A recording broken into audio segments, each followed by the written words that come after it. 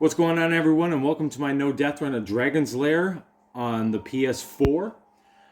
I just want to take the time to dedicate this no death run to my father, who introduced me to this game as a child. He no death run this game in the arcades back in the day, and again on Sega CD when we would get it in 1993. Originally released in 1983, I first got my hands on it really in 93 as an 11-year-old kid playing it on the Sega CD. I always really enjoyed watching my dad play through and beat it because I sucked at it for a while.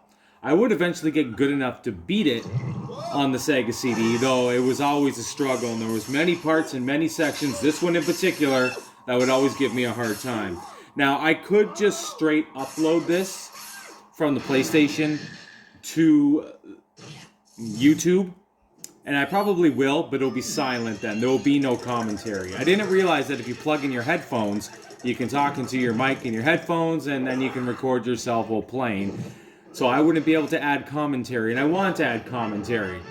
So let's just talk a little bit about this game, because I could honestly talk about this game longer than it would take me to do the playthrough. This part is a pain in the ass. I did get good enough to eventually do it. So, graphics, go without saying, they're a 10 out of 5. They're absolutely superb. You consider that this was originally released in 83 on Laserdisc, and that's the way I prefer to play it. The arcade version would randomize it way more. So every time you died, you wouldn't restart where you died. It would just take you to a new room. And I don't like that concept. I get why they did that for the arcade, but I prefer the Sega CD and Laserdisc release and the way it plays through with its still good amount of randomness involved. But graphics, obviously 5 out of 5. Its sound, there really is no music. There's a lot of great sound effects that are very cartoony. They're not outstanding, so I would say the sound is more of the weaker department. Make it a 4 out of 5. Its controls are superb. It's pretty much the first quick time event game ever made. Probably followed by Road Avenger. You know, up, down, left, right, and sword. You have your 5 inputs, and you got to react quickly and precisely. And of course, in the original version, you got to do it without it telling you. Now, you can play it with a modern version where it holds your hand and tells you what to do. If you do that, you certainly play through the game, but you don't really beat Dragon's Lair doing that. So I had to put it on hard, as they call it. For me, it's original mode, but for the PlayStation 4, they call it hard because, you know, let's face it, games nowadays generally aren't all that difficult unless they're specifically designed tough, like, say, the whatchamacallit, you know the one, Dark Soul games. But this game's just absolutely fantastic. So its controls are 5 out of 5. They're very precise. It's up to you. When you make a mistake, you know it's on you, unless you're still discovering the game and not quite sure when to say, go up, down. In this case, you wait till the screen goes to this, then it's just tap, tap, tap, tap, tap to the left until you complete this screen. Each one's different, and you gotta take the time to get to know the controls and get to know the feel. It's interesting seeing it play by this quickly. I got a good score going right now at 83,000. Now, I don't end up getting my highest score, which is a little annoying considering it was a no-death run, but it was my 6th highest score. This definitely took a handful of tries. Not as many as I would have thought. But again, I did have a lot of experience with this game growing up with it. And the Yi Rapids were always one of my favorite parts going through here, and we're coming into now Yi Whirlpool. This game is just full of life, full of creativity, and full of character. Though Dirk the Daring doesn't say anything at all, he has so much personality. He has so much charm. I love his skull cap helmet. I like his quilted armor. He has a nice sash, a nice boots, a nice broadsword. He'd be a good starting character in Diablo. This game, obviously there's no death animations in this playthrough, which is awesome, but the death animations are also really entertaining and great. This is just one of those games that I hold very dearly, very close to my heart. Tons of nostalgia for. It was just so different. Like, playing it, obviously it didn't have the same impact as, say, Mario, Sonic, Donkey Kong, or many of the classics like Streets of Rage, but it was very different. Obviously way more beautiful. That was the first takeaway, as the Lizard King chases me here, trying to club me over the head with a scepter. It is a scepter, not a mace or a flail, but a scepter that he tries to club me with. I always loved this part as a kid. The colors are so bright, so vibrant. Everything just pops. Don Bluth's artwork truly is superb, and he did a lot of good stuff for Disney before he got let go, which he never should have, as Dirk so awesomely puts some gold into his bag there to move on to the next scene. I always liked this part as a kid too because there was a lot of sword. I just really remember that it's mostly sword for this one, as you know, you get to use your weapon, right? Again, like I said, Dirk says nothing at all, but has tons of personality, and that's the credit to Don Bluth and how good of an artist he is. This level's a classic. Now, this is slightly different than the Sega CD version. From what I understand, the Sega CD version only has one pattern. And I like that pattern because some of the things come later. So it's like when you get to them, you feel like you really earned getting to that spot. Where with both the arcade and this version, which I believe is the Laserdisc version, you can experience some things that would be later in the game earlier. And another thing that makes the Sega CD version harder is I believe it did have limited continues. I think it only provided 5 before you would get game over.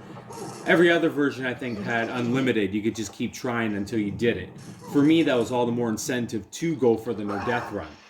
As I slash this awesome looking spider and I crawl between that, through the door, there's Daphne. Daphne's hot too. Let's talk about Daphne. Let's talk about this knight.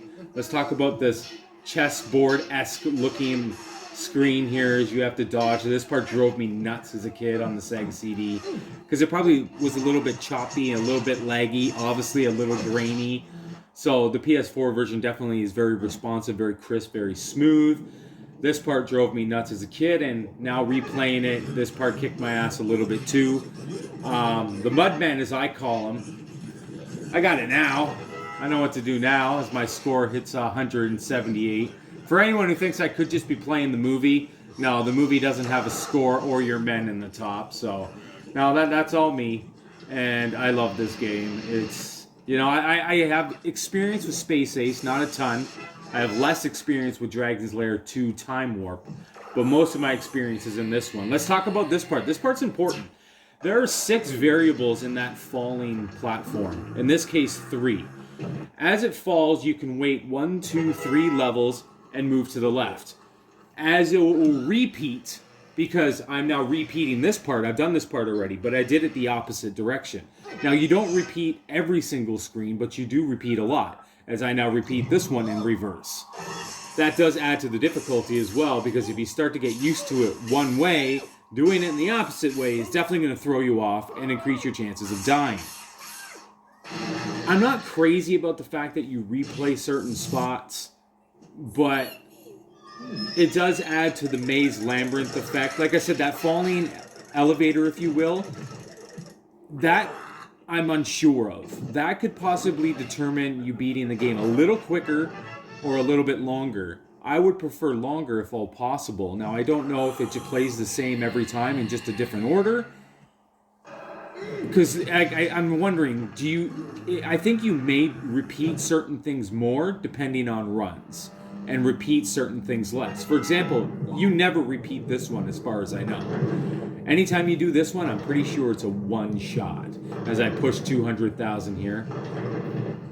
Yeah, see, on the Sega CD version too, you had to kind of get far to get to this one. This one would never just randomly come earlier, like this version, or the Laserdisc, or the arcade. The arcade one's super random. I would consider it the easiest. Now, for the arcade purposes, they made it more difficult because you couldn't just practice one screen. So if you died, it did move you to another one. So you didn't get comfortable. So in those regards, it was more difficult. But that would allow you to see more of the game than you should get to see. Because with more of an order means certain parts should come more towards the end. But I don't know, it's confusing. It's mostly random as I do this one again.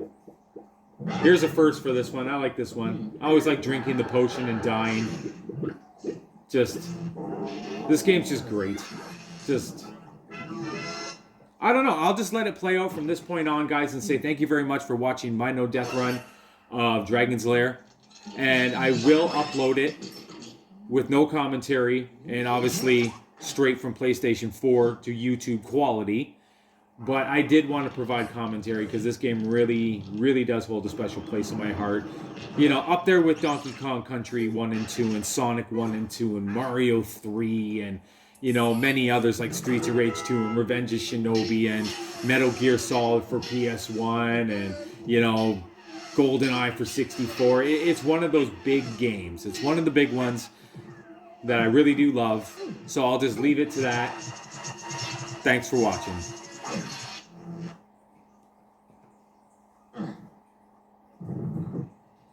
This one's a bitch.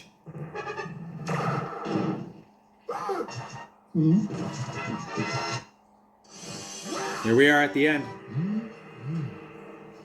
Daphne is straight fire. Singe looks like a crackhead dragon. Kind of greasy, kind of slimy.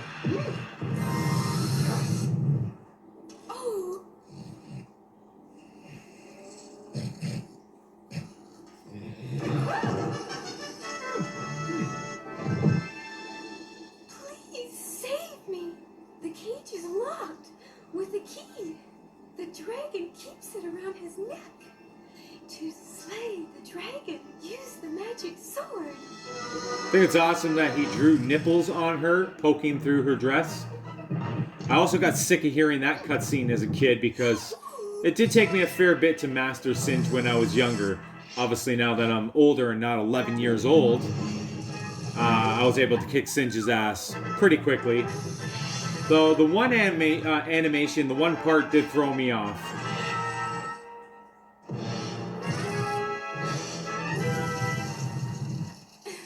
And that's pretty much it right there. So thanks for watching. I plug in my headphones and I do a bit of talking, but then the audio gets too loud from the game and I get drowned out.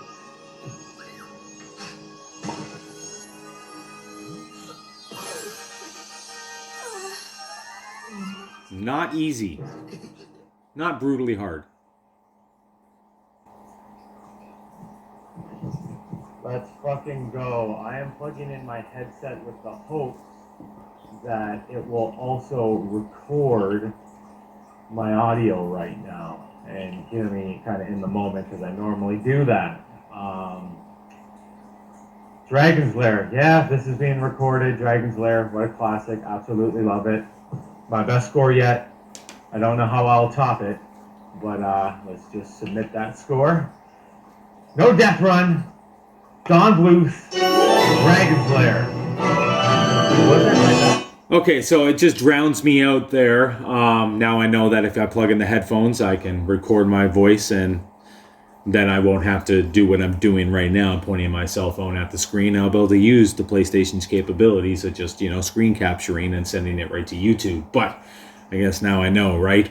And I'll also know that to turn down the game's audio because if I turn it up now, I'm rambling, but you can't hear a word I'm saying. But guys, thank you very much for watching. That wasn't my best score. It was my 6th best score. That was a little frustrating. I don't know how I managed to get 5 better scores. 2 of those being a 1 death run. It does take a little bit of points away as well when you die. So I figure, like I said, in that falling elevator part, it can spawn more things you have to repeat, meaning more screens to get to the end, which means higher score. But anyways, this game rocks. You should play it. It's absolutely badass. And I'm going to play it again, and I'm going to play Dragon's Lair 2 and Space Ace. I don't know if I'll go for their no death runs. Probably not. But this one was like an absolute must for the Elf Nerd. Thanks for watching.